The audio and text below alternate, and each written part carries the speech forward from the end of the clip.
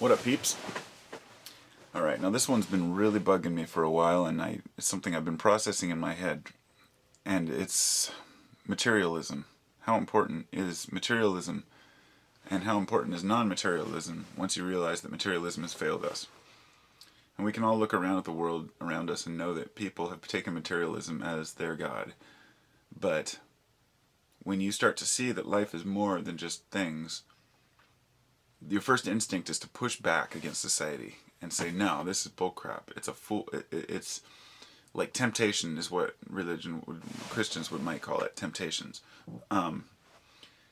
Buddhism also has their way of looking at these things as temptations. They renounce, material possessions because a simple life is one that's truly lived in harmony with the earth, blah, blah, blah.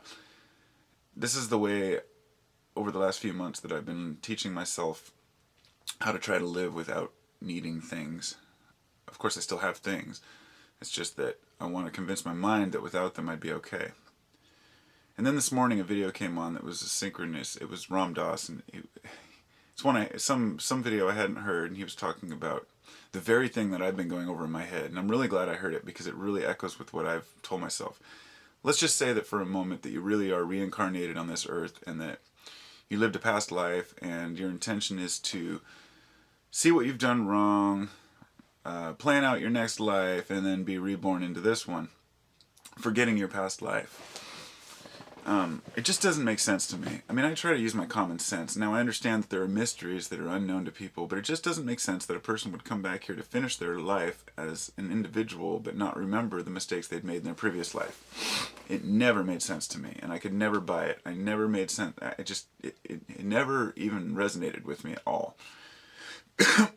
Although I know that that's the most important thing to people, is reincarnation. Because people want to believe that they're reborn with their facilities intact, although they might not remember their previous life, which really makes no sense to me. But that being said, I started to realize that you can renounce possessions, but why? They're here for us. Things are here for us to enjoy. If we really do forget past lives, if there are past lives, it's really irrelevant at this point because we know who we are. We know how our minds function. Our minds function with desire. We have desire to have things. It doesn't mean that we have to hang on to things as our God, and that's the huge difference, is I think people don't realize that you do not have to obsess over your possessions to have possessions. The trick is, like they say, don't let your possessions own you. Let the possessions come and go. Make sure that if it's something that you lose, you wouldn't worry about it too much. There are some beautiful things here on the planet for us to enjoy and tinker with and love and see and smell and taste. And we don't have to omit our worldly desires just because we're afraid of God frowning on us. I think that that's pathetic. That's almost as bad as saying that if you cuss, you're going to hell. I mean, to be put on an earth with temptation and then to go against that temptation because you think it's more godly just doesn't make sense to me. Any God who created this whole universe and this planet and all these wonderful things to enjoy obviously did it for a reason. The plants react with our bodies. Drugs is a great example. You don't have to be a druggie, but you can still enjoy getting high once in a while.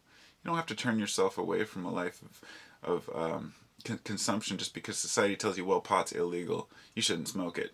Well, those people will drink alcohol just because it's legal, and that's poisoning their bloodstream. But what about eating a good meal and the endorphins that were released from that, or good serotonin release from love? These are things that our bodies are designed to promote.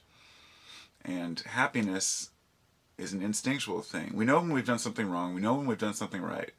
And when we feel happy, we enjoy it. So why should we diminish that enjoyability?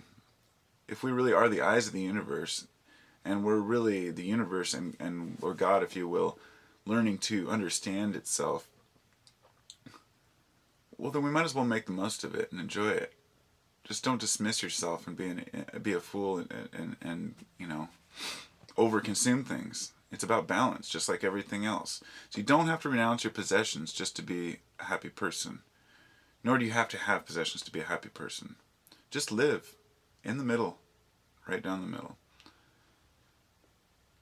You don't have to renounce anything except for ignorance. Peace.